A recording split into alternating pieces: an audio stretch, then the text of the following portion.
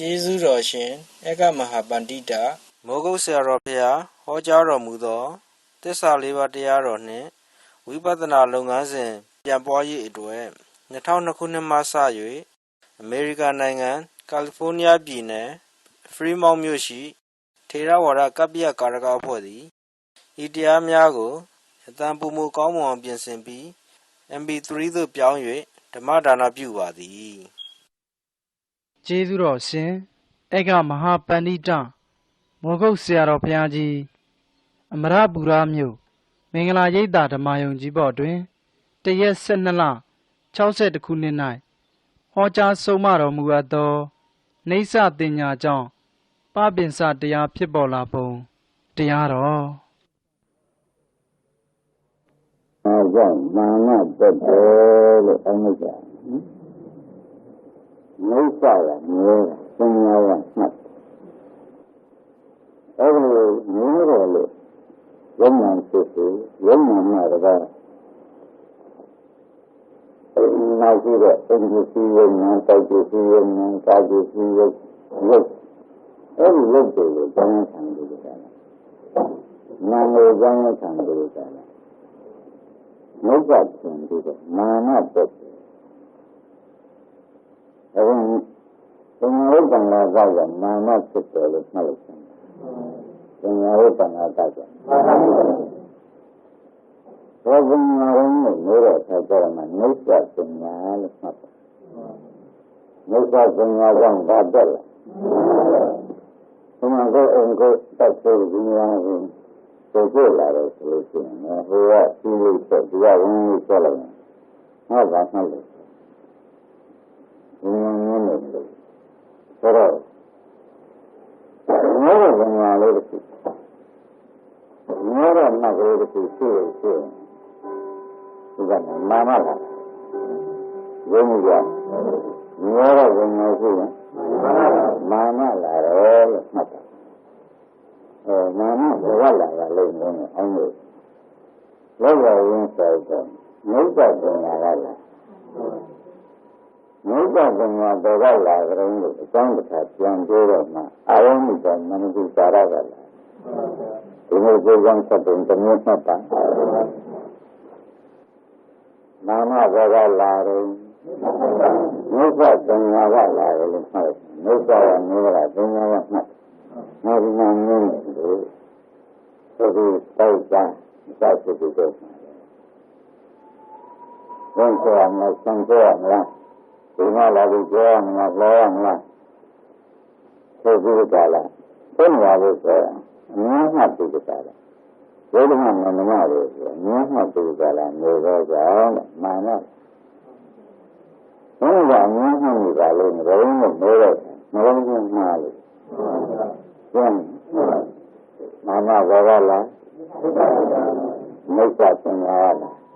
မိစ္ဆာပညာဘောကလားမလုံးနဲ့မှားလို့ဆိုတာနဲ့သိတဲ့ကကောင်းတယ်ဆိုတာယနေ့ကဒါ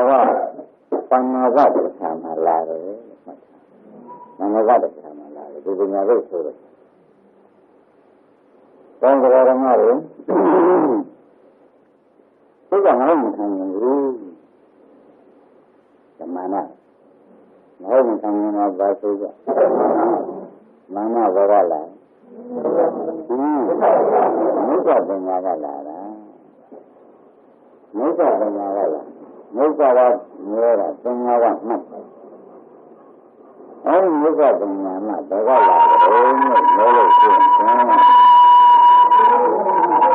လုံးမမှားဒါကြောင့်မလုံးမမှားဘူးအကောင်းဆုံးဆက်လိုက်တဲ့အခါကျလို့ရှိရင်မာနကိုဖြစ်ဖို့မာနဒါတရားတော်နဲ့လို့သတ်ပင်စားတယ်မာနဒါတရားတော်နဲ့သတ်ပင်စားတရားဆိုတာဘုမှဟုတ်ကြလားလို့လို့တဲ့အခါကျတော့မာနဟာတဲ့သနာရောပါပဲဒုက္ခိတဝိပ္ပမာနဆိုတဲ့ဒုက္ခိတဝိပ္ပဆိုပြီးဆိုတော့ကဒုက္ခိနဲ့တခါတော့ဘာသာတတ်ဖြစ်တဲ့သဘောရှိအဲ့ဒါကဒီလောကပဲ အဲ့ဒီနောက်ကလာတော့ပပင်စားဟုတ်ဟုတ်ပြောတယ်မာနတနာကြောင့်ကိုယ်ခါလေးကိုဆွဲလာဆွဲလာတဲ့ကာယကံလူကနဲ့ဟိုပြောသူကျုပ်သိဝင်ဆွဲရမယ်သုံးရလာလို့ရမယ်သူပြောထားတာလာဆွဲရမလားမလားဘူးအဲ့ဒါကာယကံလူကနဲ့ရောမလားဘူးကာယကံနဲ့ဘယ်လိုဆိုတာပြောလိုက်လူကနဲ့နှုတ်နဲ့ဆောင်းကြီးအောင်ကြီးနဲ့ပြောလိုက်မလားဘူးအဲ့ဒီလာတာတွေကတော့သတ်တင်စားတယ်ဆွဲကလေးမဆွဲဘူးလားဆိုတော့ကာယကံလူကဆိုတော့ဘာမှမပြောဖြစ်သွားဘာမှမပြောဖြစ်ဆွဲသာပြီးဆိုတော့သတ်တယ်အကြီးရောက်တယ်သတ်တယ်အကြီးရောက်တယ်ဒါဖြင့်သံဃာဝရိဆွဲတယ်လို့ပြောလို့ရင်မာနဝရလာတယ်မေဃတံမမြင်လို့ဝင်လို့မရဘူးနဲ့မာနမေဃသံဃာဝလာတယ်ဆိုတာမှတ်ပါမေဃသံဃာဝရလာတယ်မင်းမှားပါလားသူ့ကြောင့်တော့သူ့ကြောင့်ကဘယ်တော့မှမကျန်ဘူးဆိုတာကိုမှတ်ထားကြပါဒါတော့ဖြင့်နောက်ဘဝပြိပ္ပရိဘယ်ပြိပ္ပရိဖြစ်ဖြစ်ဟုတ်လားသိတိပြိပ္ပရိဖြစ်ဖြစ်ဘဝလာကြုံလို့မျိုးလို့ဆိုရင်မာနကလာဒါကြောင့်အတ္တတရားဖြစ်တဲ့မာနကလာတယ်သံဃာကြီးပြိဆွဲကြတယ်ဆိုမာနကဆွဲမာနကပြိကြောင့်ပေါ်လာတယ်မိစ္ဆာပညာကြောင့်သိမိစ္ဆာပညာပေါ်လာနှလုံးသွင်းမှားလာတယ်တဲ့ဆက်ကြအောင်လို့နှလုံးသွင်းမှားပေါ်လာပါလို့နှလုံးသွင်းမျိုးတဲ့ခါကြတော့ကိုမသိမှုဥစ္စာကမှန်ပါဗျာဒီလိုပြန်ဆက်ပါဒီလိုကြိုးပမ်းဆက်လိုက်တဲ့ခါကျရင်ဘာလို့ဆောင်းလဲဥပဒနာဉာဏ်နဲ့ဆိုတာမဟုတ်တော့ဒီဥပဒနာဆက်ပြန်ပါဒီလိုဥပဒနာဆက်ဆိုရတဲ့ဒီနည်းမျိုးပြောတော့ပြန်ပြောပါဦးလို့ကျွန်တော်တို့အခုလူရကြီးရနေကြ။ဒါကပြောလာတယ်ဘယ်တော့လာတယ်လို့မသိဘူးနော်။ဒီလူရကြီးတွေကလည်းဆိုရင်သံဃာပြောလာတာပဲဒုက္ခကြီးနဲ့အခုအတူတူနေရနေရဘူး။ဒါကလာတယ်။မာနလာမာနကြောင့်ဖြစ်တယ်။ဒီလိုမာနနဲ့ဖြစ်ရ။အခုကမာနဒီလိုမာနရတယ်ဒီလိုကမှစဉ်းစားတော့ငါဘယ်မှာမာနရှိရမလဲဆိုရင်တော့လည်းဒီရောက်နေတယ်။ဒါကြောင့်မာနအကုသိုလ်လို့မြင်နေဒီလိုကတော့မာနတယ်ရှိသေးတယ်။ဒါကြတဲ့ဘုရားကိုယ်ကငါတော့ဘယ်လိုဆိုပြီးပြီးနေဆိုတော့ဒီလိုမျိုးကြတယ်လည်းဒုက္ခဒုက္ခပဲလာဒုက္ခဒုက္ခခန္ဓာကိုယ်ကြီးမရဘူး။သက်သေကတော့ရုပ်သုတိခန္ဓာကိုယ်ကြီးဒီလိုခန္ဓာကိုယ်ကြီးဒေကလာပါလို့မြင်သေးတာမာနဆိုတော့ပတ်တယ်စားသံဃာကျတဲ့မာနအဲ့ဒီမာနကဒေကလာမိစ္ဆာပညာကလာတယ်အမြဲမှတ်ထားတဲ့နေရာကလာအဲ့ဒါကအတိတ်ကပဲနော်ဒီမာနကမိစ္ဆာပညာကဒေကလာကြုံလို့နေကြတော့မှားမှားတယ်မှားတယ်သိလို့မှားတယ်မသိလို့မှားတယ်မသိလို့မှားတယ်ပြိဿကနေကဝိဇ္ဇာတန်ရရှင်းဒါဖြင့်ကျွန်တော်တို့ဝိပဿနာမလုပ်လို့ရှိရင်ဖြင့်ခဏကသဗ္ဗံစားကလှုပ်ထားတဲ့ဒုက္ခသစ္စာကြီးရရမရဘူးသဗ္ဗံစားမာနကလှုပ်ထားတဲ့ဒုက္ခသစ္စာကြီးကလည်းရပါဘူးရောက်ရင်လည်းရတယ်လားလို့မျိုးတဲ့ခါကျတော့သဗ္ဗံစားမာနချာရှင်းပြီဒီသဗ္ဗံစားမာနကလည်းအလိုလိုလာပါလားဆိုတော့မိစ္ဆာပညာမပေါ်နိုင်ဘူးလားမှန်ပါဗျာရှင်းပြီမိစ္ဆာပညာကိုမိစ္ဆာပညာကလည်းဒီဘယ်နဲ့လာပြန်မလဲနားရင်နားရတာလားဆိုတော့ဆရာကမတော်မတော်ကိုမရှိတာဒါကမနာတော့ကြတော့ရှင်ဒီဥစ္စာနှလုံးသွင်းတဲ့ဥစ္စာကိုမှားနေတဲ့ဥစ္စာကိုမှန်တော့တယ်လို့ကမရှိတော့ဘူးမသိမှန်မသိပါဘူးလို့ရောကအာဝမုတမနုပါရဖြစ်ပြီအာဝမုတမနုပါရကမိစ္ဆာပညာလို့အမှတ်မှား That's right. All of my mother, Babin, Mamma. Mamma was there, Tangarana, over Sudan. That's right. What I will do is, you know, there's a jungle that I said that. Don't read that thing, tomorrow. But then we are in it. You don't know where it's not. I want them to be better. I want them to be better. I want them to be better. Make that thing solar. Make that thing solar. Mana for a dollar. Mana for a dollar. Tamara Suara. Then, Tamara letter.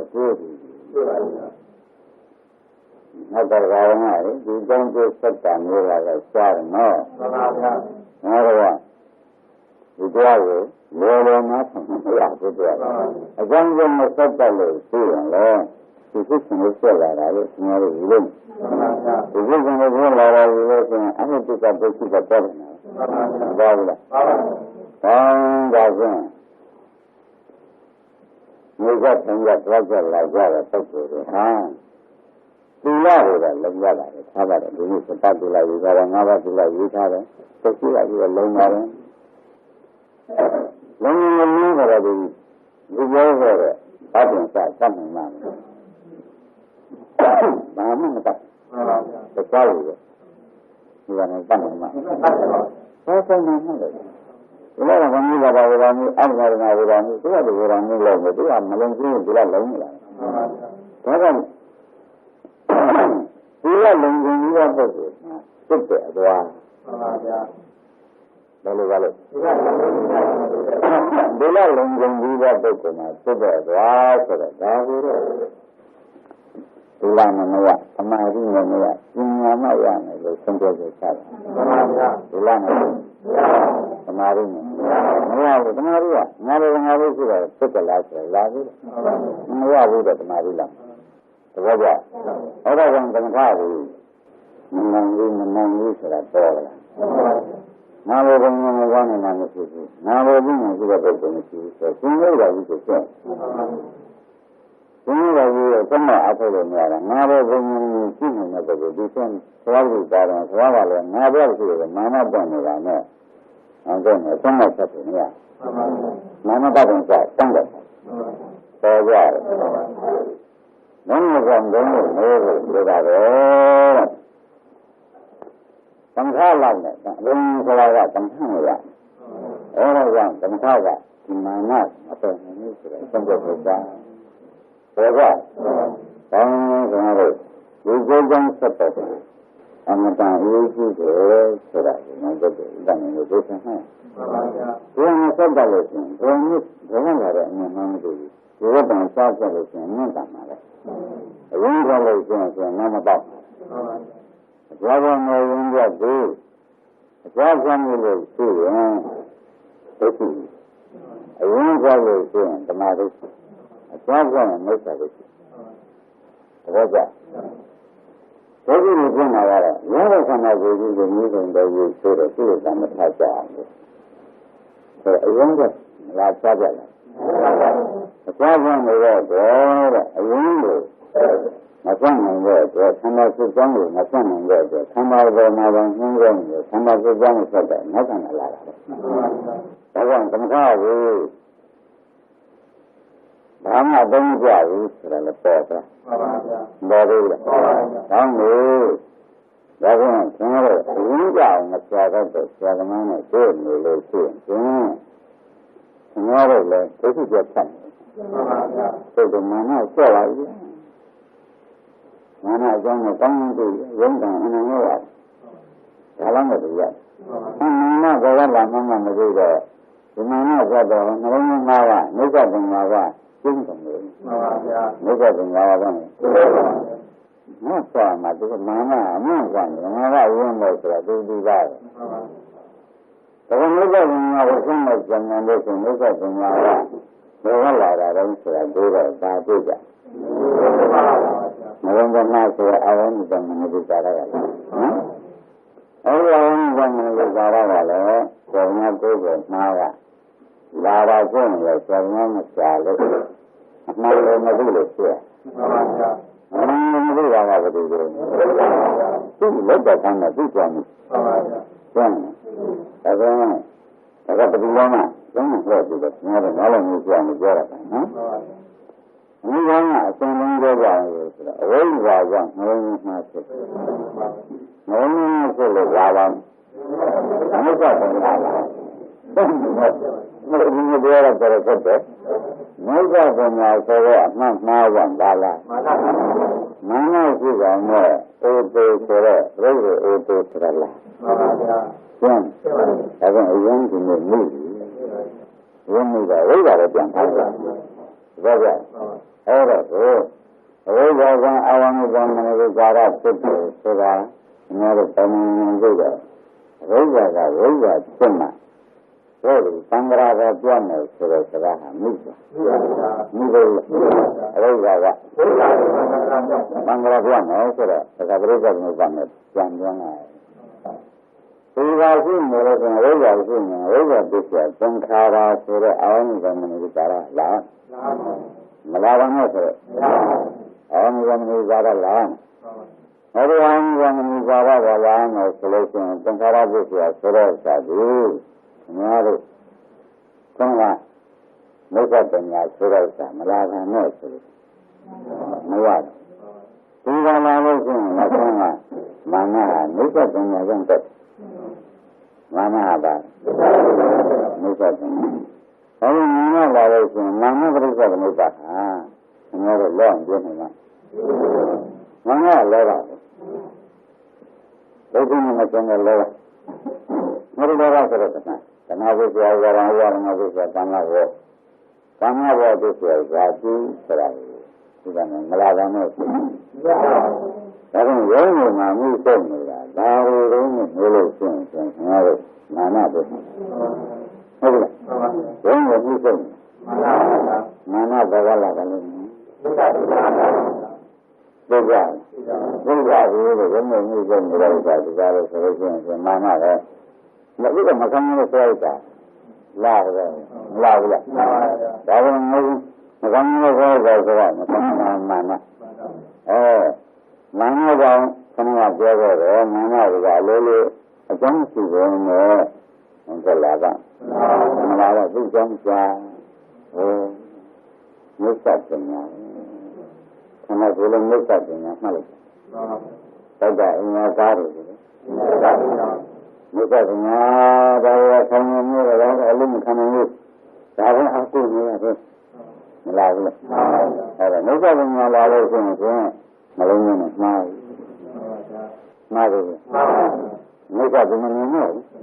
မင်းတော့ခါကြတော့ရှင်ရင်ဒီနေ့မှမှတော့ဒီအာဝမဇ္ဇမနိကာရဆက်သွားပြီအာဝမဇ္ဇမနိကာရဆက်သွားတာဒီကားလို့ဆိုလို့ရှိရင်နှလုံးသွင်းနေလို့မသိဘူးမှန်ပါဗျာမသိတာတော့ခေါ်ကြမှန်ပါဗျာရှင်းပါဘောပါဗျာကောင်းပြီဒါကတရားဆရာကရေးလိုက်ကွာတဲ့ဒီမှာမှသိချက်ပြကောင်းပါလေဆိုတော့ရှင်ကြီးကိုများဒီကသိရသားမင်းရှင်ကြီးကိုများတယ်ဒီလိုဆိုတာသုံးတန်မှန်းတယ်နော်ဆိုတော့ကြည့်ကြဒီလိုလူများလုံးကိုကြည့်တော့ရှင်ကြီးကသုံးတန်ဆိုတော့ခေါင်းမှာတော့ဒီကငါအခုအာဘာတခုပဲဆိုတော့သိတော့ရှင်ရှိမရှိဘူးသိတယ်မရှိတယ်ဒါကြောင့်ဆိုအနာကခံနိုင်မခံနိုင်ဒီဆိုတာဖြစ်တာပါလို့မလို့ဆိုရင်ဘယ်လိုဆိုမာနဘုရုပ်ကြီးကြီးပြတ်ပါလေဒီလိုဘောပါကဒီလိုမျိုးကြီးပြတ်လာတယ်ဆိုတော့ဒီလိုမျိုးဒီမေတ္တာကညာဟုတ်ပြီလားကောင်းတဲ့ဒီလိုကြီးကိုဒီရတာသဘောပါအဲ့ဒါဒီကုသိုလ်ဝိညာဉ်ကိုဘုံဆိုလာလို့ရှိရင်ကြိုက်တာမကြိုက်တာနာမကဒီနာမလည်းလာတာဆိုရသမန်ထတယ်ပဲကျွန်တော်တို့ပြောနေကြတာပဲသမန်ထတယ်ဆိုသောက်ရကသောက်ရကိုမိစ္ဆာသင်္ဃာမိစ္ဆာသင်မိစ္ဆာသင်္ဃာဒီမျိုးကိုမိစ္ဆာသင်္ဃာသဘောပါ အဲဒီကလည်းဘုန်းကြီးကဒီကျင်းကြီးကိုကြည့်ပြီးမိစ္ဆာချင်းတွေကလည်းမလုံးဆိုတော့ခွေးနှလုံးနဲ့မှားတယ်ဒါကရေနှလုံးနဲ့ခွေးကနှလုံးနဲ့မှားနေဒါအနိစ္စအိဋ္ဌလို့ဆိုပြီးမိစ္ဆာရင်ဆိုတော့မကောင်းတဲ့အာရုံကိုအိဋ္ဌဖြစ်တယ်ဒါကအဲ့ဒါကိုသူ့မှာဝိပ္ပန္နလာပါတယ်မိစ္ဆာချင်းမိစ္ဆာပညာဝိပ္ပန္နလာရှင်းမိစ္ဆာပညာဝိပ္ပန္နလာတော်ဘူးနော်မိစ္ဆာပညာဝိပ္ပန္နလာကလည်းဘုန်းကြီးကလာကြုံလို့နေတော့ဆက်ကြရမှာနှလုံးသွင်းတာသိဉ္ဇဉ်ဆိုတာမှားတာပြီဒါကြဘုန်းကြီးကဆိုဆိုတာဘာမှမသိဘူးဒီကြံဆက်မသိပါဘူးမသိပါဘူးဆိုတော့ဝိပ္ပတ္တဘုရားဘာတော်ဓမ္မတွေဒါကပြောတော့ဥပမာကိုငါတို့ကဘုမာနတက်တာလေဒီကျင်းကြီးကိုနေမှန်ပါဗျာသဘောပါဗျာဘုမာနတက်တာသိက္ခာဘုရားကငါတို့ခဏတွေ့ကြတယ်အသုဒခဏတွေ့မှန်ပါဗျာအသုဒသူကဆိုတော့ဘုရားကငါကသူကလည်းမှတ်နေတယ်ဘုရားကငါကမလာဘူးလားအခုဒီကံတော်ကြီးကိုငါကတော့ဆရာတော်ကသင်တဲ့မိစ္ဆာပညာတော့လာတယ်ဆိုတာပြောရလားအဲ့ဒါကကျွန်တော်တို့ဘုရားကံကြရမယ်ပြီးတော့ဆိုရတာသင်လို့ရတယ်နဲ့ဒီကောကိုရအမခံတဲ့ဘောဟာဒီဘောလားရှင်းပါတော့ဒါကိုနေတာလို့ဘုန်းကြီးဘုန်းဖြစ်ကြလို့တော့ဘုန်းကြီးကဘာမှမလုပ်ဘူးဆိုတော့တော်ကြဘာမှမလုပ်အလုံးစုံရမှာကိုသဟာဆက်လို့သဟာတောင်းတာဘယ်လိုစီးတောင်းလဲဆိုတော့အရေးဟာလေမပေါ်ဘောလို့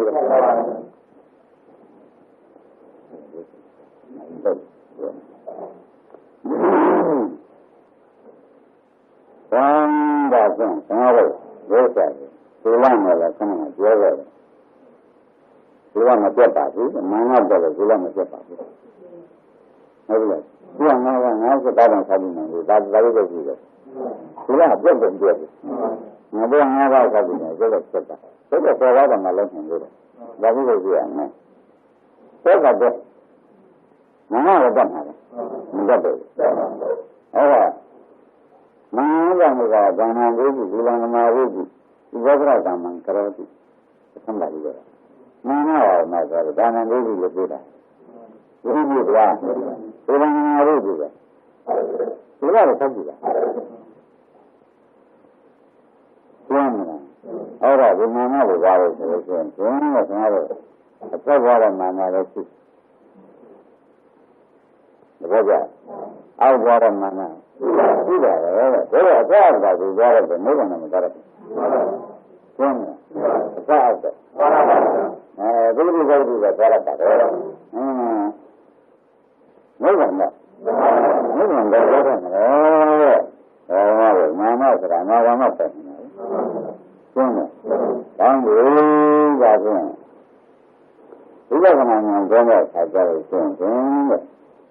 မိစ္ဆာပညာကိုငါတို့ကမိစ္ဆာပညာပြန်လို့ရမိစ္ဆာပညာပြန်လို့ရတဲ့အခါကျတော့ငလုံးလုံးမှန်ပါဘုရားလည်းဖြစ်မိစ္ဆာပညာကိုအမိစ္ဆာပညာလောက်ပါတဘောပါမိစ္ဆာပညာကိုမိစ္ဆာပညာလောက်ပါမှခုနကငလုံးလုံးနဲ့မှန်ပါအော်လို့ဆိုအနိစ္စပဲလို့ဒီလိုရအောင်မိစ္ဆာဘုဒ္ဓဒီအဝိဇ္ဇာကလည်းဝိဇ္ဇာဖြစ်တယ်အကြမ်းမခုကြမ်းတော့အကြမ်းမခုကြသွားလို့ရှိရင်ဥပဒနာဉာဏ်မှာကျန်တာတဲ့ဘောရမတွေမိစ္ဆာပညာရောမိစ္ဆာသိအောင်နဲ့သံဃာဝန်းဉာဏ်နဲ့ကကျန်တယ်အမှန်ကောနှလုံးသားကိုတက်လာပြီအဝိဇ္ဇာကလည်းဖြစ်တယ်ဘယ်လိုဆက်လိုက်လို့ရှိရင်အာရုံဓမ္မတွေမာနကအသုဒ္ဓကြောလို့ပဲမလို့မိစ္ဆာကိုယ်ကမာနမလာတော့သဘောပါမိစ္ဆာဖြစ်ကြတယ်မာနမလာဘူးမာနမလာလို့ဆိုရင်တတ်တင်စအလုပ်ကိုသူလုံးမလုပ်နိုင်တော့ဆိုရင်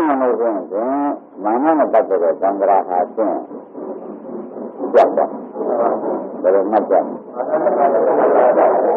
မာနနဲ့ပတ်သက်တဲ့သံဃာပြတ်သက်သွားပြီလို့ငါတို့သိချမှတ်ပါဒါဖြင့်ဘုရားနေတာသမုဒ္ဒလည်းဝိပဿနာသမုဒ္ဒလည်းဝိပဿနာဒါကမှမပါဘူးဘယ်နဲ့ပါလဲဘယ်လိုမပါပါလဲလို့ဆိုတော့ဩဘာပြန်ဆက်ဆံနေတာဟုတ်ပါဘူးဒါကဘယ်လိုဆိုရင်လို့မလို့သံဃာတော်ကံတာပြန်မဆုံးဘူးဝိသရုံးဒီတတ်တယ်ရောဂါကမာနဆိုတဲ့သံဃာတော်ရောဂါကမာနဆိုတဲ့သံဃာတော်ဒီ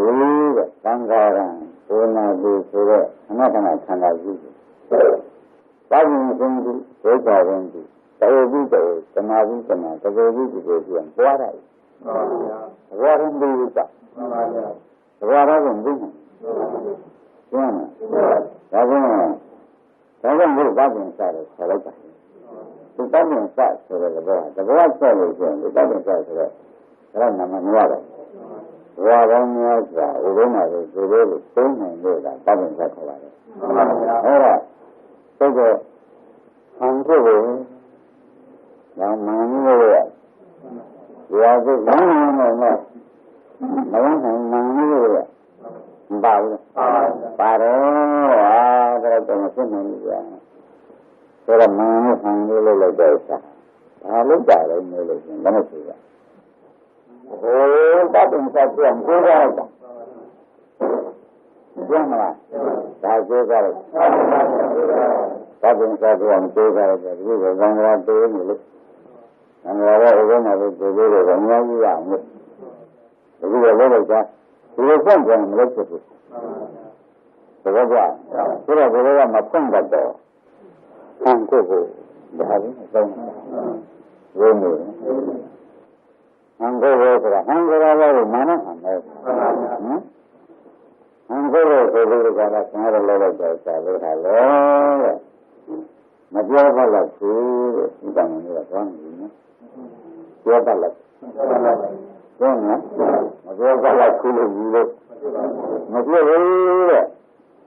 ဝါနာတော့တဲ့ဟုတ်လားသေနာဝအများကြီးဒီရက်တာပဲတကယ်ကြအဲ့ဒါဝိရောဒီလိုငါကဘာမပါလို့မပြီးဘူးလို့ဆင်းရဲတယ်ဒီလိုကြီးကြတယ်ဘာမပါမပြီးတော့ဥဒနာဝင်သိခြင်းလို့ဆိုတော့ဒီကတော့ရှင်းနေတယ်ရှင်းရရှင်းတယ်အဲ့ဒါကိုဒါကြောင့်ဒီမာနဘာဝလာတော့မိစ္ဆာပညာကလာတယ်ဒီကမိစ္ဆာကိုအများတော့မသိကြတော့ဘူးဆိုတော့တတ်တင်စာဘုန်းကြီးပြတ်တယ်မျိုးဆိုတယ်ဒီကငါလည်းမလုပ်တော့ဘူးဆိုရင်တတ်တင်စာအလုပ်ကိုတော်တော်နဲ့တတ်တင်စာသိလို့တော့နဲ့တတ်တင်စာတော့တတ်တင်စာမှာဥပ္ပန္နဘုန်းကြီးကိုတာဝန်နေတယ်ဒါကြောင့်ဘုန်းကတော့ဘုရားသံဃာတော်မှာနေကြနော်ဘုရားသံဃာတော်နေကြတာပဲဘုရားသမာဓိသံဃာနေတာသံဃာတော်သမသံဃာကိုဟောဒီသံဃာသံဃာကြီးဟာဟောတော့နောက်ဘောကဒါရင်းများလောက်တယ်ဘောမကောင်းဒီဒုက္ခကြီးနဲ့ဆက်လိုက်ပြီးသိနေကြလို့မလဲလို့ပြောတော့ဆက်ကြတော့မာနတတ်လို့တတ်တယ်သိပြီပြောတာကမာနဘယ်လိုပြောတာလဲမာနပဲအဲ့ဒါဒီမာနကိုကြားလို့ဆိုလို့ရှိရင်အမှန်မှကြက်ကြတောင်းတယ်ဒီမာနကိုလက်တော်စားတော့ရှင်မြတ်တော်ပညာတော့ဖြစ်သဘောပါမာနကိုလက်တော်စားမြတ်တော်ပညာဘာဖြစ်တဲ့ဆင်းရဲဆင်းရဲနဲ့မှတ်တယ်အဲ့ဒီဆင်းရဲမျိုးတော့ဘာမှမဖြစ်ဘူးဆင်းရဲမတက်ဘူးဒါလည်းအမြတ်နဲ့တက်တယ်ဟုတ်လားမတက်ဘူးဘာလို့လဲဆင်းရဲတာကိုယ်စားရတယ်မကောင်းဘူးလားဘယ်လိုပြန်ခေါ်ရလဲခေါ်ရမင်းလည်းပြန်ခေါ်ရတယ်မဆုံးမလုံးကမဆုံးပါဘူးနဲ့ခတ်တာကကုန်သေးတယ်ဆိုတော့မျိုးဒီကနေ့ကုန်သေးတယ်စားလို့တောင်းလို့ပြန်လောက်ရတယ်ကွာဒါတော့ပြန်ထားမင်းလာရတယ်မဆုံးမသုံးနဲ့ကွာဟုတ်လားစားလို့တောင်းလို့ပြန်လောက်ကြဒါတော့လားမလာဘူးလားလာတော့ဘာမှမလုပ်ပါဘူးမလို့ဆိုလို့ဆိုရင် mana itu kan jangan. Iya, semuanya kumpul, semua kan berkat. Anak saya kan norak. Jadi, ada pun kan nggak ada. Kurang orang orang. Semuanya semua kan, lu sama anak dia ada sangat. Saya punya, saya kan. Ada pun ada orang. Nanti kamu berjuang juga, mana, lebih mana juga, jangan sengkara. Kalau dulu saja, dulu mah, sudah terkait hari ini malah balik dengan tapi saya jangan, jangan, saya jangan. Tapi saya selalu orang itu selalu, tapi saya jangan. Hari ini saya jangan lagi saja. Ambil kalau tapi saya saja. Jadi dengar ya. Juga jangan lagi ya. Tapi saya jangan solusi. Tanggal orang aku. Saya kan terima juara kan. Saya mesti harus. Lain mana begonya begonya ada selesai.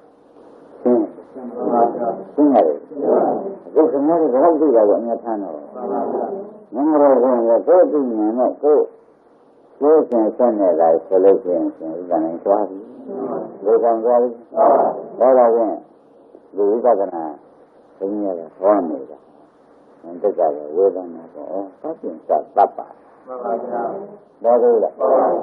Tapi saya kalau saya cari saya tinggal. Nusa Tayar, Nusa Tayar ni siapa? Siapa kalau siapa? Nalungguan ada semua. Tahu tak? Mesti ada siapa? Ini ada siapa? Ni ada ada semua. Jadi orang ni dana aku mana?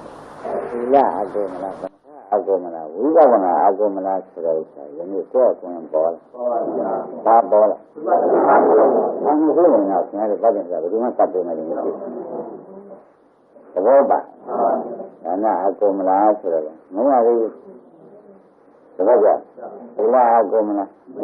Tak bisa macam ni. Cuma aku mana serai. Tak bisa macam ni. Ila mana zaman now serai. Saja, orang jangan dengar. Jangan bilang tahu, malam ni, semuanya. Orang itu, kita punya sah. Kita kena lebih lama. Dengar, kita kena lebih lama. Kita dengar jelas saja. Dengar lebih, lebih mesti ya. Dua sudah, nak sudah. Tunggu mana tu? Tunggu mana nak? Jelas. Sini, sementara ada. Kita orang ni, itu mudah. Itu mudah nak, sudah mudah sudah kuasa. Mudah kuasa. Itu mudah yang tak bisa. Itu mudah, mudah sudah. Dah bisa nak. Itu mudah tahu. Sudah yang tak bisa. Sini, orang. Semua juga jangan jangan sudah mana lah. Lalu, orang kita, kalau tu saya sangat cangkir kalau ini, terus cangkir pun ada semua. Tapi sebenarnya, mana apa yang saya lakukan? Kami jual mana lah? Jangan kalau kita jangan terus macam. Sekarang ini section dah, di mana? Sekarang, sekarang ini, nak berbuat ni cara ini. Saya, kemudian yang saya sudah lihat, mesti sebenarnya ini isi saya. Saja, baik. Sekarang, pengarahan ini sebenarnya, malah sudah le, pengarahan ini ada berapa? Punya, mereka dengan orang nak jaga, pengarahan cuma macam apa? Mereka dengan orang ada. အဲ့ဒါခင်ဗျားတို့မှာခင်ဗျာလူရုပ်တောင်းနေကြလားပြိဿံရုပ်တောင်းနေကြလားခင်ဗျာကိုယ်ကြီးလို့ရတယ်ကျင်းရှင်းလားဉာဏ်နဲ့ကိုရှိတဲ့လူကဉာဏ်နဲ့တွေ့လာဒီမှာမိစ္ဆာလားမိစ္ဆာလားကိုမျိုးတော့သုံးပေါ်တော်ကတော့မိစ္ဆာယုဒ္ဓမာရေယုဒ္ဓမာရေဘာဆိုမိစ္ဆာအဲ့ဒီမိစ္ဆာကိုဒီမန္တလာကမိစ္ဆာရှင်ဟုတ်ပြီလားသိရင်ဒီပေါ်မှာရောတရားဓမ္မတွေဒီမိစ္ဆာကအနိစ္စဘုရားသိရင်နဲ့ကြည့်လိုက်တဲ့အခါမိစ္ဆာရှင်တာဘောပါသိရင်နဲ့ကြည့်လိုက်မိစ္ဆာပြည့်နေတော့လူစိတ်ကောင်းတယ်ဆိုလို့ရှိရင်မသိတာဘူး။ယဉ်ကြီးဆိုတာမာနတက်တယ်မရှိဘူး။ဟုတ်ပြီလား။ယဉ်ကြီးဆိုတာမာနတက်တယ်ဆိုရင်တော်မသိဘူး။ဆိုရင်တော်မသိဘူး။ခိုးတယ်ခင်ဗျားတို့ကဒါကမသိတာခင်ဗျားတို့ရှင်းရှင်းတက်လို့ရ။ကိုယ်ကရှင်းရှင်းနဲ့တက်လို့ခင်ဗျာ။ယဉ်ကြီးဆိုကြတယ်။ရှင်းရှင်းတက်လို့ဘာကလာတာဒီမျိုးဒုက္ခသေချာမှတ်နေလို့တပတ်ဆက်ဆန်းလို့မှတ်နေလို့ဒါကြောင့်ဒီကောတော့သိနေတာအမဆွဲကြတယ်ခင်ဗျားတို့အပြစ်တင်တော်ရဲတယ်ကြီးဘယ်လိုကြတော့ကျော်ပြီးတော့ရင်းနေကြလားဒါဆွဲတယ်ဆိုတာပေါ်ကြဟုတ်ပါဖြင့်ခင်ဗျားတို့ကျော်မဲ့ယူမဲ့ဟုတ်လားကျော်မဲ့ယူမဲ့တရားမသက်တူတန်နေလို့တွက်ပြီးတော့အနုစ္စပညာကိုအနုစ္စပညာဟောင်းနေတဲ့ဆရာနဲ့မတွေ့သေးဘူးဘုရားသံဃာပြင်တတ်တယ်မဟုတ်ပါဘူးမှန်ပါဗျာအဲ့ဒါပြောကြဘာလို့ကြလာနေမှာအနုစ္စပညာကရှိရင်တော့ဘာလို့ကြလာမှာလဲဆိုတာကိုဥပမာမြင်လို့လေဒါဘာမှမဟုတ်တဲ့အခါမှာလည်းဒီတိုင်းသွားရတယ်ဒီတိုင်းပါပဲနိစ္စပညာဒိဋ္ဌာသံဃတ္တိသက္ကပက္ကတောဒီပါရိယဒီကလည်းဟောဒီမာနေမှမြင်နေတာနိစ္စပညာမခံရတာကိုခံရလို့မှတ်ထားတဲ့အတွက်ကျန်မခံရတာကိုခံရလို့အဒိဋ္ဌာယသူစိတ်ချင်းဆောက်တည်ထားတော့ကြောင့်သံဃတ္တိခဏလေးပြည့်စုံတာဘာအဝံလေးခဏလေးခဏလေးပြည့်တဲ့ခဏလေးအဲ့ဒါကကြာတယ်ခဏပါဘောမတော့မတော့အငယ်သမီးတော့ပါမရှိဘူးဒီလိုဒီကာရီမစင်မစောတော့စိတ်တက်သွားတယ်ဒီကတည်းကမစင်လုံးနဲ့ညီလေးရအချက်မှမှားခဲ့တယ်ဘုရားမျိုးဗမာစင်ကြီးဥဒိတာနိစ္စပညာကနိစ္စပညာကိုဆောက်ကြည့်ခြင်းကြောင့်မာနမာနကိုသောတိတတ်တယ်ဆိုမာနမာနဆိုတော့တတ်တယ်ဆိုတရားကြီးသောတိဖြစ်လာပြီဒါနိစ္စပညာရလာတာမှန်ပါဗျာကျင်းပါပြီနိုင်ဘာလို့ကြောင်လဲဒါကနိစ္စပညာလောက်ပါလို့ဆိုတော့ကြာဥပဒနာမှတပါးလည်းအနိစ္စကိုသိနေနေများမရှိဘူးဥပဒနာအာဟုမှပဲခင်ဗျားတို့တန်ကြပြတ်တော့မယ်ဆိုတော့ကျတော့ဘာမှလက်မနေကြမလို့ပါဘူးလို့ပြောတယ်ဟောပါဝင်လေကသူကောင်းကြတာသူကမသိနိုင်ဘူးကြာအဲ့ဒါကိုကမခံနိုင်ဘူးဒီလိုပါလားသူကောင်းကြတာကိုသူတို့အမှုချင်းနေတာပါတယ်အဲ့ဒါကိုကမခံနိုင်ဘူးဒီလိုမသိရဒုက္ခဝေဒနာကြောင့်ဒုက္ခဝေဒနာကိုသူကောင်းကြတာဆိုတော့ဒုက္ခဝေဒနာဒုက္ခဝေဒနာကိုကောင်းကြတာကိုသူတို့ကအရှိနေတယ်ဒါကြောင့်ဒုက္ခမခံနိုင်ဘူးဆိုတော့ကိုကဒုက္ခမခံနိုင်တာဘာသာကကိုယ်ပေါင်းကြံနေတာကြံနေနေတယ်ဒုက္ခဝေဒနာကိုသူကောင်းကြတာဆိုတော့ဒုက္ခဝေဒနာအဲဒီဒုက္ခဝေဒနာကိုသူကိုယ်တော်ကအနုစ္စမမြင်လို့ဒုက္ခမခံနိုင်ဘူးဆိုရင်မှန်တယ်ကျင်းတယ်သူကောင်းကြတာကိုသူတို့ကမနာလို့ဒုက္ခမခံနိုင်ဘူးဗျာဒါဒုက္ခမှားကြလားခင်ဗျားတို့ပြောတာအရမတောင်းနေတယ်ဒုက္ခမှားအပြီးတော့ဘယ်လိုလဲဒီကမှားတယ်ဒီအလောကဘယ်လိုဆုံးတော့ကြတယ်ဒုံးဆိုတော့ဘယ်သိမှမသိဘူးမလို့တော့ဘာမှမမှန်ရတဲ့ဒီကားကမှန်မှန်နဲ့သိခံလိုက်ဒါပဲပြောတယ်မင်းကမှန်လားဒီကတော့ဆုံးတော့ကြရရည်ကြီးတော့သိရဲ့ရောဘူးလားဘာလို့လဲ ဥပဒေနားမလဲတဲ့ဒီမြတ်စွာဘုရားဟောတော်မူတဲ့ဥပဒေနားမလဲတဲ့ပုဂ္ဂိုလ်ကိုခုံကြလိုက်တာခုံကြလိုက်တော့ငန်းမှန်ပါလေဒီနေ့ဒုက္ခလိုက်တာမှန်မှန်နဲ့ပြောပြီးတော့တော့ပြောတာမဟုတ်ပါဘူးခင်ဗျားတို့ဒီတိုင်းဆက်နေလို့ပြောတာပါပြင်းမလားဘာလို့လဲဘယ်လိုပြောတာယုံမလားတဲ့ဘုရားဟောတာယုံတယ်မကောင်းမြင်လို့ဆိုတာဒါပါပဲဟိုမကောင်းမြင်မရှိပါနဲ့ကောင်းမင်းကမမှားပါဘူးသူကမှားနေတာပါဒီလိုနဲ့ရှင်းလို့စတယ်နောက်တော့ငါကလည်းအဲ့ဒီကြီးပြောတာကိုယုံသူကရှင်းနေမှာမင်းဒီကတတ်တယ်မပြောဘူးကောမပြောဘူးလားအဲဒီကဒီကမှားနေတာရှင်းမလားအဲဒါကတော့ခုံးခုံးရလို့ကိုသွားပြီးရရှင်းမလားမသိဘူးမနှောကရွာတော့ရွာတော့ဒီလိုပြန်ဆွဲရတယ်မဆွဲလို့ရှင်းနေတော့ဒီကြီးတောင်နဲ့ပြောနေပြောနေပြရတယ်ဒီလားတောင်းတဲ့လူကြီးကလည်းမင်းကမှန်ပါတယ်ပြောနေတာဒီမှာကတော့ဘုရားကညာရံပြတ်အဲ့ဒီလိုကလည်းလူကြီးတွေကမှန်ပါတယ်ပြောနေတာဥပ္ပန္နသွားရတယ်သွားလို့ရရှင်းပါအဲ့ဒါဒီတိုင်းမှကြပါတဲ့ဘောဗန္ဒာမှာဘယ်လိုပြောမခံခြင်းချင်းဘယ်လိုကမျိုးကောင်းဆိုလို့မခံခြင်းမျိုးဘယ်လိုကဘုရားဆောင်ကိုယ်စိတ်ကမှကိုယ်နဲ့ကြမှာတောင်းနေတာလည်းမခံခြင်းရှိဘယ်လိုလာတာလဲသူကဆိုးတာလားဆိုလို့ရှိရင်ကိုယ်မျိုးဆက်ပညာကလာတာရှင်းတယ်ဘယ်လိုမှတ်ကြမေဃပညာဘောကလာတော့မျိုးကြတယ်မလုံးကဘုန်းကြီးကမှားအခုတော့မှာတော့သူ့မှာအဝိဇ္ဇာရဲ့အာဝါမိကမင်းကြီးကားရဲ့အုပ်ချုပ်နေတော့နိစ္စပညာကပေါ်လာရှင်းမလား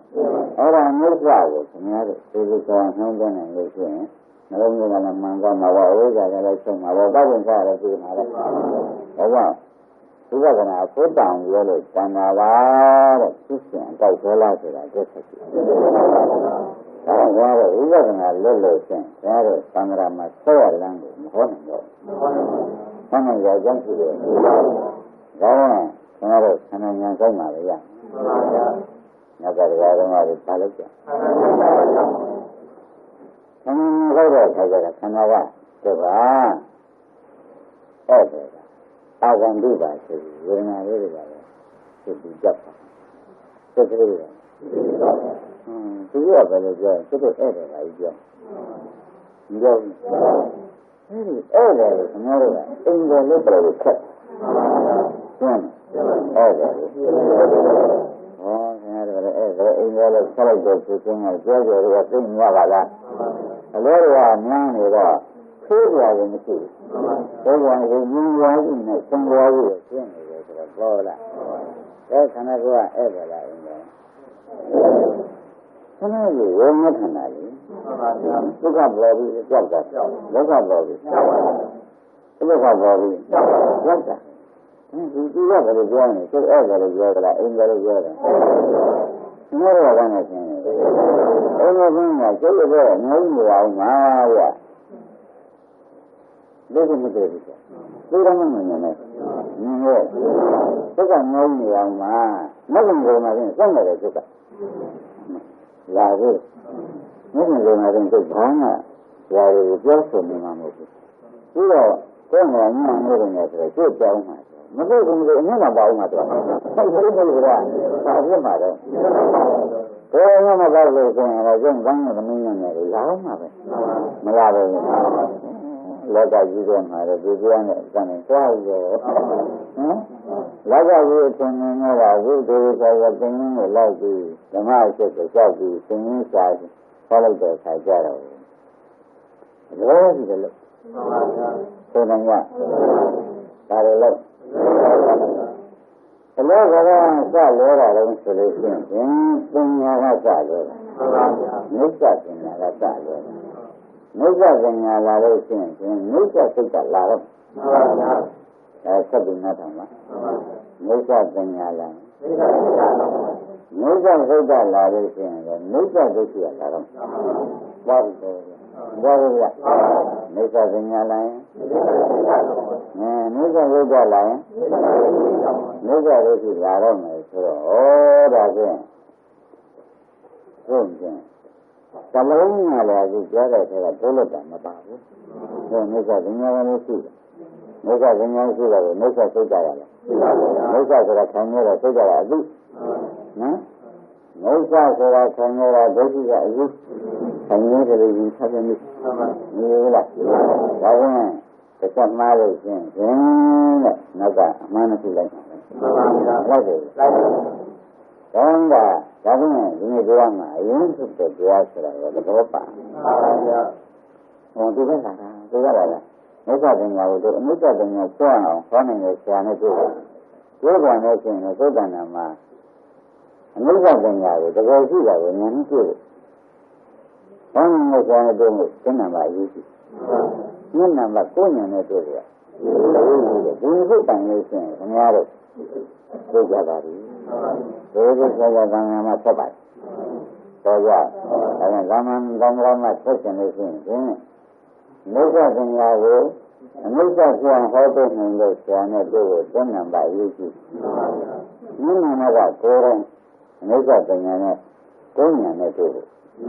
cái gì đấy những thứ mà bằng đấy họ cứ đang họ luôn này thôi là mà bài gì rồi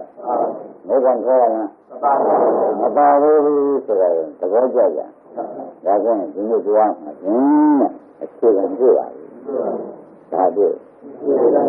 cái con cái đó là gì mấy cái mấy cái mà cái gì cả là cái này mà này thì mà này mà là cái mà là gì là cái này cái này gì là luôn nó gì cái là cái là cái này cái đấy cái này là những cái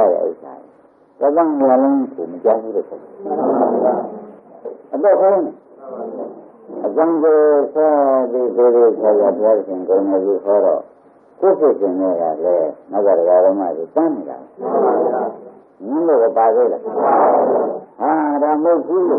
những cái gì đó là tiếng là đào mà phải là con một cái đó đó là nhiều cái gì đó này tôi lên xuống bài này như thế rồi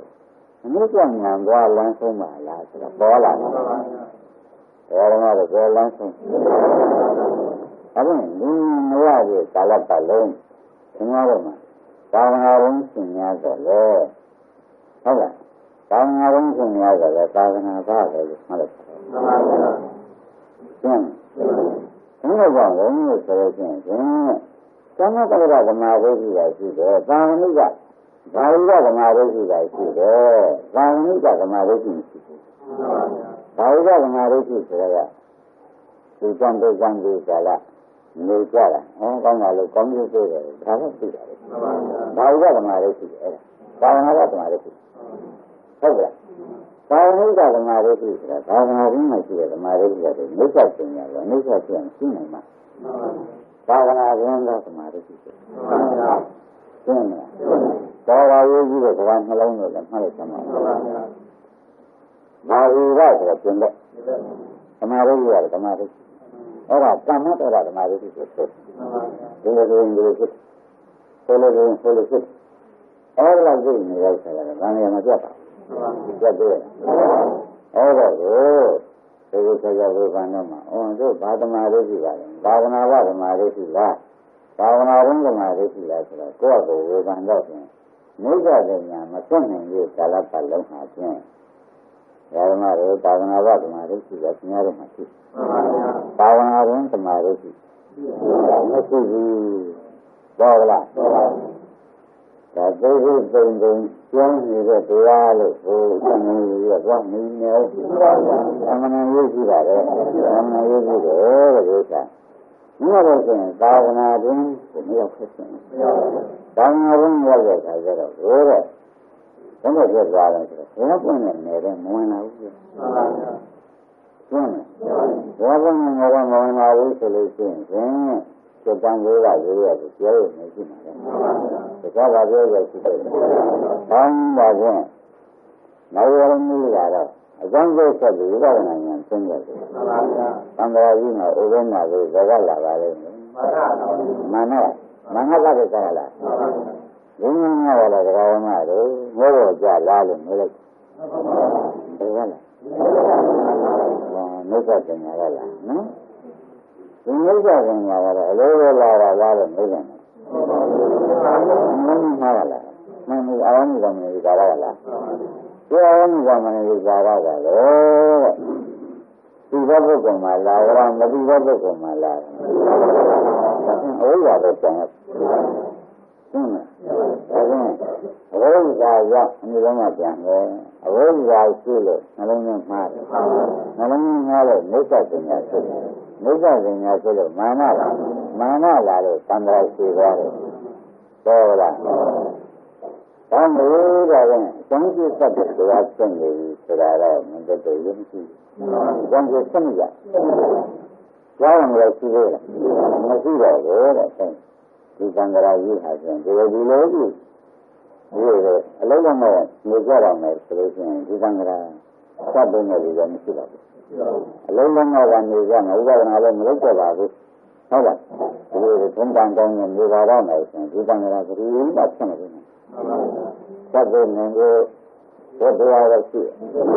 ဒီပြောရတဲ့နောက်ဆက်ဆက်ကြလိုက်တဲ့အခါကျတော့မှ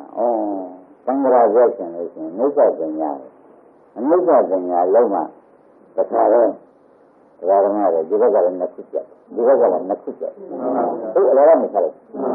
ဒီဘက်ကအာယုံကမြည်ကြတာနဲ့လောဘကဘုန်းကြီးလောဘကအာယုံကမြည်ကြတဲ့ဝိဇ္ဇာဖြစ်တယ်ဒါကြောင့်ဒီဘက်ကမာနနဲ့ဒီဘက်ဝါဒီကရမရဏဖြစ်တယ်မဟုတ်ဘူးလားအဲ့တော့သင်တို့ဒီကလုံးကိုသိတာဟုတ်ကြအနိစ္စပညာကိုအနိစ္စပညာကိုသိတာဒါကြောင့်ဘာကိုသိကြလဲအနိစ္စပညာတော်မျိုးကတော့တိုင်နိုင်ကြနာသိကြရလို့ရှိရင်ဒီဘက်ကနှလုံးသားလည်းအလိုလိုကြည့်ဒီဘက်ကမသိရဒါကမှအလောကနေဆက်လိုက်တဲ့အခါကျတော့နှစ်ဖက်ကလုံးအသုံးချလို့မဖြစ်အောင်ဆက်တာဒီဘက်ကဝိဇ္ဇာနဲ့အာရုံကမျိုးကြတော့လည်းဝိဇ္ဇာနဲ့ဝိညာဉ်ကမျိုးကြတော့ဆက်ဒီဘက်ကမာနကစိတ်သွားပြီးရင်တော့ခန္ဓာတန်ခါကြီးရတယ်မလားတော့လာသေးတယ်ဒါကြောင့်ပြောရရင်ဘုံကိုကြည့်ပြီးဝိပဿနာကြီးသာဝမိကသမာဓိရှိတယ်ကြဝိပဿနာကြီးသာဝမိကဆိုတာဘာနာလဲသမာဓိရှိမြင်တဲ့သာဝနာဝသမာဓိရှိကိုပြီးတယ်ကျင်းလားဒါကြောင့်ဘာကိုသိတာဆက်ကြဝိပဿနာသိတာထားမယ်ဆိုတာတော့ဓမ္မတွေပြောပါလိမ့်ဒါအကျဉ်းချုပ်ဆိုပြီးသိဆက်ကြဝေဖန်တော့မှဥဒ္ဒနာဒါပေါ်လာမမပေါ်လားပေါ်ဘူးတဲ့မပေါ်ဘူးကောင်းပါဖြင့်အများတို့ဥပဒနာတစ်ခုပြီးတော့ကောက်ကြတယ်မကောင်းရင်တော့ဖြင့်မကောင်းရင်တော့ဖြင့်ခင်ဗျားတို့ဟိုကြောင်လည်းမဆိုးနှုံးမမဆိုတာလည်းမပြောက်ဒီဘက်ကမှန်းတော့လည်းမဆိုးဘက်ကကံကြရာလည်းမပြကြောက်နေမှာအဲဒါပါရေးကြည့်ဒီကနေ့ဝန်ဝန်ရေးကြည့်ပါလေမြင်လို့သာဝနာရင်းကျင်းဒီကဘယ်ကမှမပေါ့လောကနာရှိတော့မပါလိုက်သင်္ကြန်ဆက်တော့ရင်းနေအဲ့ဒါဝိပဿနာဘာတုံးလို့မိုးတော့ခါကြတယ်တမန်ကပြောတော့အန္တရာယ်ရှိတဲ့ဝိပဿနာလေဘာဟုတ်လဲဒုက္ခရှိကျင်းဝိပဿနာဆိုတာဘာလဲဖြစ်ရနေတာကိုဝိညာဉ်လေးဟာဖြစ်ရနေတယ်ဟုတ်လားဝိညာဉ်လေးနဲ့ကသံဃာ့ရဲ့သင်္ကေတနဲ့ခန္ဓာကိုဒုက္ခဒုက္ခလေးဆိုရရင်ဝိညာဉ်နဲ့ဒုက္ခဒုက္ခရှင်းနေဝိညာဉ်နဲ့ဒုက္ခဒုက္ခဒီကဝိညာဉ်လေးကကြောက်ကြတော့ဒီပြိညာမတူပြောတာဟုတ်တယ်မှာဝိရောတော့တံငယ်ရောဆက်မှာဒီပြောကြအဲဒီလိုပြောကြတယ်သူ့လက္ခဏာလည်းပေါင်းလာဒါကြောင့်ဒုက္ခဒုက္ခကဟုတ်ပါတယ်ဒုက္ခဒုက္ခလက္ခဏာလည်းပြတယ်ကျမ်းမှာဘယ်လိုဝိညာဉ်ကဘာဒုက္ခသူ့လက္ခဏာပြနေကြဆိုတော့ခင်ဗျားတို့စောင့်ကြည့်လိုက်တဲ့အခါကျတော့သူကမရှိတော့ဘူးဝေဒနာဘောအကုန်ဆုံးမဆုံးဘူးလားဒုက္ခဝေဒနာဘောဒုက္ခဝေဒနာဘောဒုက္ခဝေဒနာဘောဘာဖြစ်လို့ဆုံးကြလဲဆိုလို့ရှိရင်အိုးဒုက္ခရဲ့လက္ခဏာကိုပြောတာဒါကြောင့်ဒုက္ခလက္ခဏာရှင်းတော့ဘယ်နာတော့ပါတယ်ဒုက္ခတော့တော့တော့ဒုက္ခလက္ခဏာဒီပြော ကျွန်းဝိပဿနာရှိခြင်းဒီသစ္စာမြင်တာတော့ဝိပဿနာရှိခြင်းသစ္စာမြင်တော့ဟောခြင်းဘယ်လိုကြီးကငါးပါးတယ်မှာငါသစ္စာဒီကောင်ကသံဃာရှိခဲ့တယ်ဆိုဒီကမာနတွေရှိတယ်ဒီလိုကငါရှိတဲ့သစ္စာမမြင်လားဘယ်မှာသံဃာပြတ်ရုံးနေတယ်ဘာလို့သစ္စာမမြင်ဒီသံဃာရကြတဲ့ကောင်တွေကမာနဟိုကသံဃာကဟုတ်လားဒီလိုဒီကားလို့ဆိုရင်ဒါသစ္စာဒီသစ္စာကိုမြင်လို့ပါတော့ဒီကမာနသံဃာရှိရဲ့မာနကလည်းဆက်မရှိတော့ဒီကသူဆွမ်းနေရုပ်ရင်းချင်းအရင်ချင်းနာရင်ချင်းဒီရင်ချင်းတွေလာသေးရဲ့ဘာကြောင့်မလာလဲသစ္စာရှိတဲ့ဉာဏ်သစ္စာရှိတဲ့ဉာဏ်ဒီဝိပဿနာပဲပေါ်ကြသစ္စာရှိတဲ့ဉာဏ်ဒီကောင်ခင်ဗျားတို့ဝေဒနာ၅မျိုးကိုဖြစ်ဖြစ်သိစ္စာ၃ပါးကိုဖြစ်ဖြစ်စိတ်ဓာတ်ရှိတယ်ကြဒုက္ခရှိဘာရှိရှိသုံးလို့သစ္စာမြင်ကြည့်ရတယ်သစ္စာဆိုတာဘာလဲဟောမှန်လို့ရှိတာသစ္စာကြီးမှဒုက္ခသစ္စာရှိရမှာလေသမုဒယသစ္စာဖြစ်ရမယ်ဒုက္ခသစ္စာရှိရင်ဝိညာဉ်သစ္စာလည်းသိတာသိဟောတာသိတော့ကျွန်တော်တို့ဝေဒနာရှိရရင်မဟုတ်ပါဘူးဘုန်းကြီးများကအခုရှိရရင်မဟုတ်ပါဘူးဟုတ်တယ်လို့ရှိရတယ်သိတယ်ဘောပါဒါသိတယ်ဘယ်လိုလဲရှိတာဒါသိတယ်ဒီလိုမှမလက္ခဏာဒုက္ခသစ္စာလို့ဘယ်လိုလဲရှိတဲ့လက္ခဏာဘာသစ္စာအဲဒီစိတ်ကလေးကိုမြင်တာဒုက္ခသစ္စာသိဘာကငါသစ္စာလေးကဒီကောင်ငါပံကြရရှိကြတယ်ကွာအခုတော့ငါသစ္စာသိတယ်ကံကြရပြတ်တယ်ကွာဆိုတာဒီဟာကိုဆိုတာဒါဒီကကံကြရလာနေလို့ဒီကကံကြရအမှန်တော့ခင်ဗျားတို့ယနေ့ညမှာအခုရအချက်ပြရလို့မှတ်ပါဒါတို့သိတယ်ဒါကသိမလို့ငါကိုယ်ကလည်းမကြရမလို့အဝိဇ္ဇာနဲ့ကြရတယ်မလို့ဘယ်လိုလဲမဖြစ်ဘူးဒီလိုလိုဆိုရင်မာနပါရင်ကြားလိုက်ဆိုတော့တန်ခါကြီးလည်းမလားဆိုတာတော့ပါဘာလို့အလောကနေဆက်တန်ရတော့တဲ့နာဝိပရိစ္ဆေသမုပ္ပါမှာတစ်ခါလောကနေဆက်လိုက်တယ်နှစ်ခါသုံးခါပြီးသွားတယ်ဆိုတာအပြန်ဆရာတို့ပြလိုက်ကျွမ်းတယ်ဒါရင်လို့ဒီရင်တော့